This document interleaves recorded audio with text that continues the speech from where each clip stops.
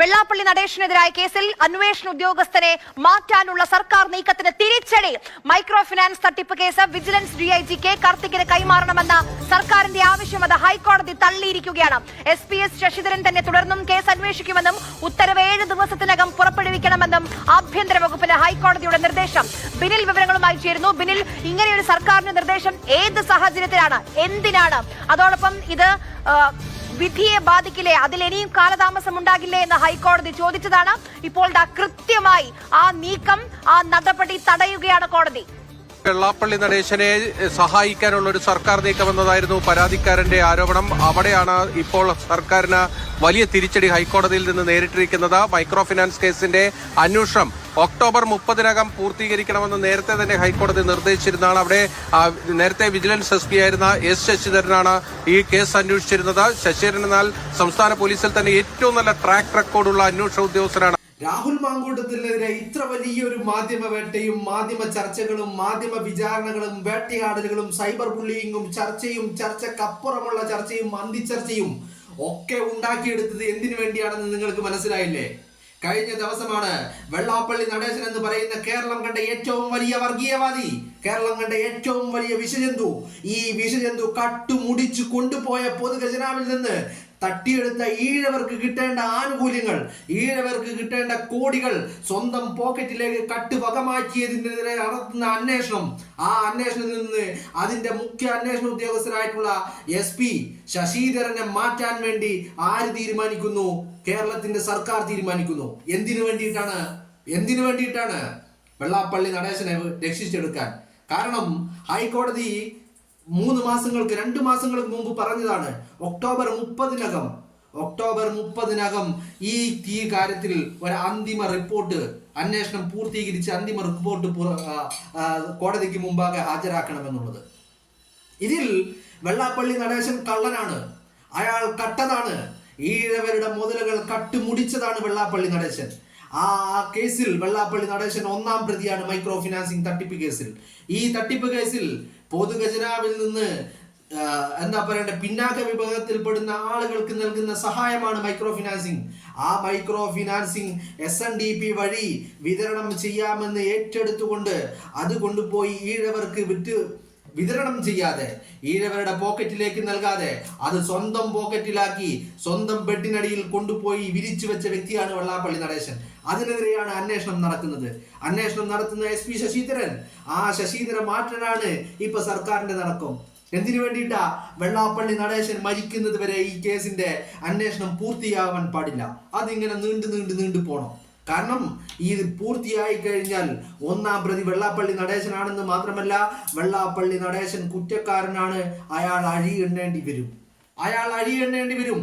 അതിനു വേണ്ടിയിട്ടാണ് ശശീന്ദ്രനെ മാറ്റുന്നത്. എന്തിനാ? വെള്ളാപ്പള്ളി നടേശനെ രക്ഷിക്കാൻ. വെള്ളാപ്പള്ളി നടേശനെ ഇങ്ങനെ ശശീന്ദ്രനെ മാറ്റുന്ന കാര്യം ചർച്ചയാവാതിരിക്കണം. അതിനെന്ത് വേണം? അതിനേക്കാൾ വലിയ ഒരു ചർച്ച ഉണ്ടാവണം കേരളത്തിൽ.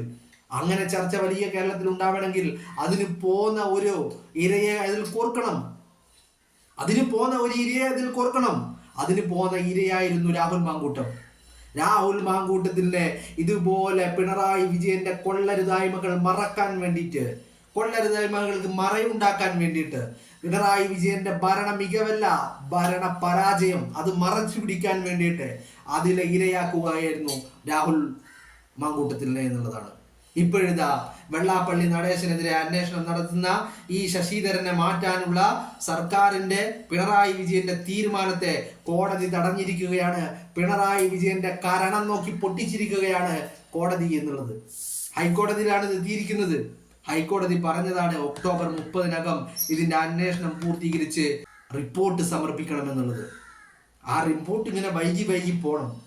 അന്വേഷണ ഉദ്യോഗസ്ഥരെ പലതവണയായിട്ട് മാറ്റുന്നു. റിപ്പോർട്ടുകൾ അന്വേഷണം പൂർത്തീകരിക്കാതെ ഇതിങ്ങനെ ഇഴഞ്ഞു നീങ്ങണം. അന്വേഷണം നടക്കാൻ പാടില്ല. വെള്ളാപ്പള്ളിയെ രക്ഷിക്കണം. എന്തിനാ വെള്ളാപ്പള്ളിയെ രക്ഷിക്കുന്നത്? അദ്ദേഹത്തിന്റെ ആയുധങ്ങളെല്ലാം ചീറ്റിപ്പോകുന്നതെല്ലാം ചീറ്റ് നാറിപ്പോവുകയാണ് ഇപ്പോൾ.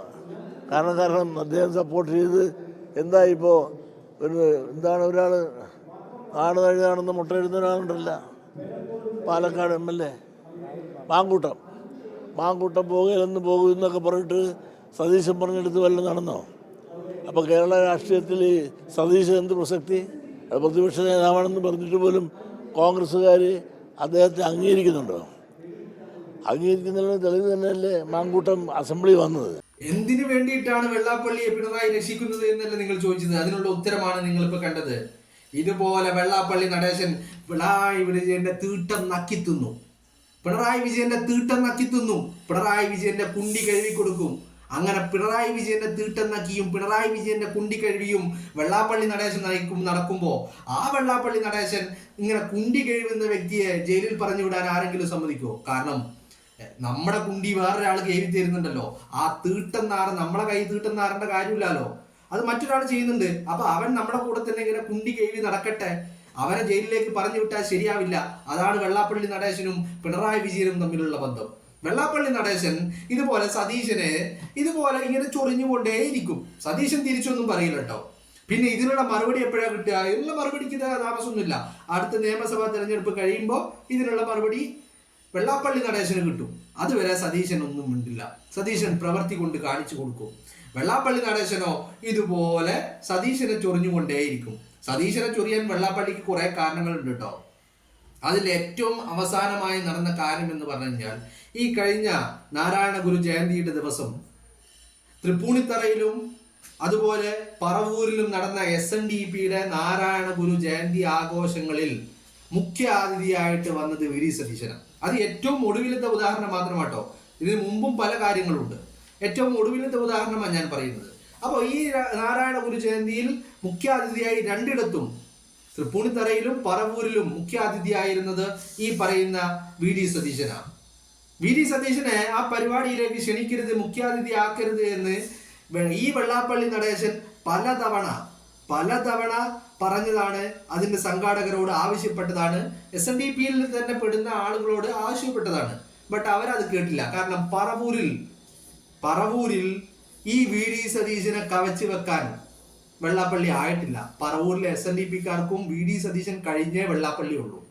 അപ്പോ അത് മാത്രവുമല്ല, ഈ വി ഡി സതീശൻ എന്ന് പറയുന്നത് ഈ വെള്ളാപ്പള്ളി നടേശന്റെ തിണ്ണം നിറങ്ങാൻ ഇതുവരെ പോയിട്ടില്ല. വെള്ളാപ്പള്ളി നടേശന്റെ മുമ്പിൽ കുമ്പിട്ട് നിൽക്കാൻ വി ഡി സതീശനെ ഇതുവരെ കിട്ടിയിട്ടില്ല. വി ഡി സതീശൻ അതിന് കിട്ടൂല. ബട്ട് പിണറായി വിജയൻ അതിന് കിട്ടും. കാരണം പിണറായി വിജയന് പല കാരണങ്ങളുണ്ട്. പിണറായി വിജയന് ഈ വെള്ളാപ്പള്ളി നടേശൻ എന്ന് പറയുന്നത് RSSന്റെയും BJPക്കും ഇടയിലുള്ള ഒരു പാലമാണ് വെള്ളാപ്പള്ളി നടേശൻ. പിണറായി വിജയനും ഈ RSSും തമ്മിലുള്ള ബാന്ധവത്തിന്റെ ഇടയിലുള്ള പാലമാണ് ഈ വെള്ളാപ്പള്ളി നടേശൻ. അതുവഴി ഈ വെള്ളാപ്പള്ളി നടേശൻ വഴി പിണറായി വിജയനെ സംരക്ഷിച്ചെടുക്കേണ്ട പലതുണ്ട് കാര്യങ്ങൾ. അതുപോലെ തന്നെ ഒരു പാലമിട്ടാൽ അങ്ങോട്ടും ഇങ്ങോട്ടും ഉണ്ടാവണമെന്ന് പറയുന്നത് പോലെ ആ പാലത്തിലൂടെ പിണറായി വിജയന്റെ കാര്യങ്ങൾ നടത്തും, വെള്ളാപ്പള്ളി നടേശന്റെ കാര്യങ്ങൾ നടത്തും.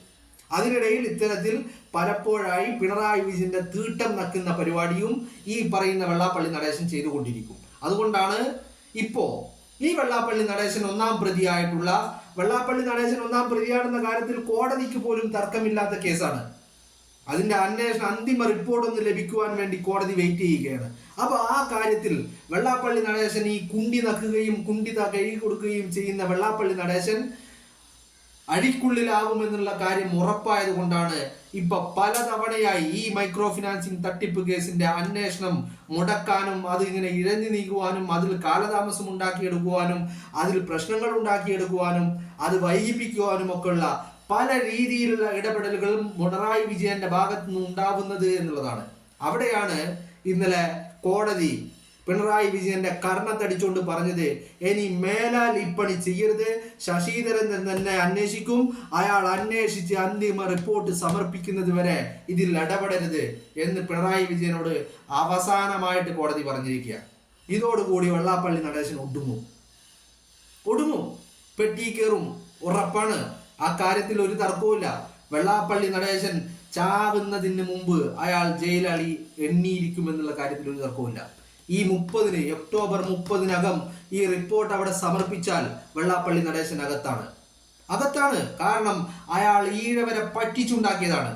ഈഴവരെ പറ്റിക്കുന്നതും ഈഴവരെ വഞ്ചിക്കുന്നതും ഈഴവരുടെ മുതലുകൾ കട്ടെടുക്കുന്നതും ഒക്കെ മറപിടിക്കാൻ വേണ്ടിയിട്ടാണ് ഈ പിണറായി വിജയനെ കൂട്ടുപിടിച്ചുകൊണ്ട് പിണറായി വിജയന്റെ തീട്ടം നക്കിക്കൊണ്ട് ഇങ്ങനെ വെള്ളാപ്പള്ളി നടേശൻ സതീശനെതിരെയും കോൺഗ്രസിനെതിരെയും രാഹുൽ മാങ്കൂട്ടത്തിനെതിരെയും ഒക്കെ സംസാരിച്ചുകൊണ്ടിരിക്കുന്നത്. അപ്പോ ഈ ഒക്ടോബർ 30 എന്ന് പറയുന്നത് ഒരുപാട് സമയമില്ല. അതിനിടയിൽ എന്തെങ്കിലും ഒരു വിവാദം ഉണ്ടാക്കണം. അത്തരത്തിൽ ചർച്ചകൾ ഉണ്ടാക്കിയിട്ട് ആ ചർച്ചകളുടെ മറവിലൂടെ ഈ അന്വേഷണത്തെ അട്ടിമറിക്കണം. അപ്പൊ ആ അന്വേഷണത്തെ അട്ടിമറിക്കുമ്പോൾ ഇത്രയും ഗൗരവപരമായ ഒരു കാര്യം അതിന് മറയാവണമെങ്കിൽ അതിന് പോന്ന ഒരു ഇര വേണം. ആ ഇരയായിരുന്നു രാഹുൽ മാങ്കൂട്ടം. ആ ഇരയായിരുന്നു ആര്? ഈ രാഹുൽ മാങ്കൂട്ടം. അതുകൊണ്ടാണ് രാഹുൽ മാങ്കൂട്ടത്തിനെ മുന്നിലിട്ട് കൊത്താനിട്ട് കഴുകന്മാർക്ക് ഇട്ടുകൊടുത്തിട്ട് അതിൻ്റെ മറവിലൂടെ കഴുകന്മാർ അതിൽ നിന്ന മറവിലൂടെ ഈ തീട്ടം നക്കിയെ രക്ഷിച്ചെടുക്കുവാനുള്ള ഏർപ്പാട് പിണറായി വിജയൻ ചെയ്തത് എന്നുള്ളതാണ്.